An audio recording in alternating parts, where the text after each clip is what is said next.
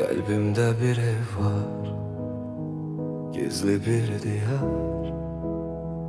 Orada gizlenipdir, tutupdur karar. Eşkin küləyində əsir hər bahar. Divarlar sevgidir, ümid pəncərə. Hər küncdə xatirə, bir ışık kimi yanar gizli gizli, bir sükut kimi. Geceler görüner bir kölge kimi.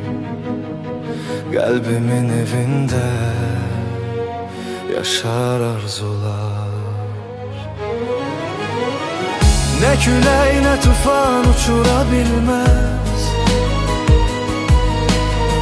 Kar yağış yağsa da ıslatabilmez. Dumana batsa da yok olabilmez.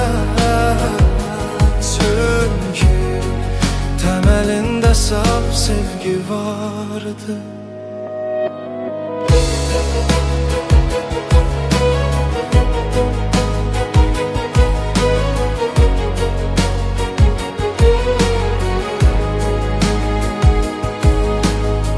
Bir gün penceremden güneş boylandı.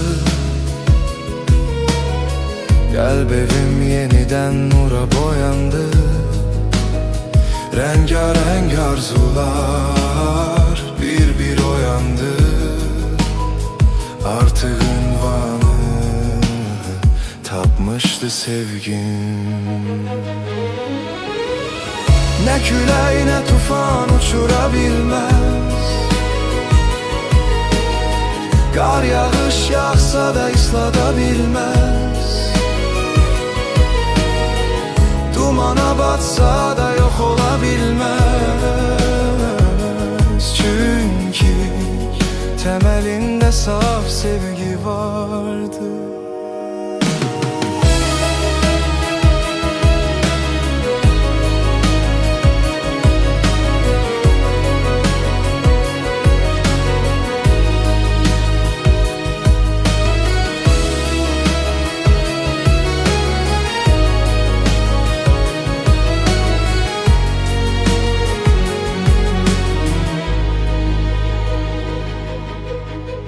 Daha korkutmur məni qaranlıq, ayrılıq korkusu bir de tenhalık. Açıldı kapılar sanki bir anlık. Gerçeğe çevrildi bütün arzular. Çekildi karanlık, bitti korkular.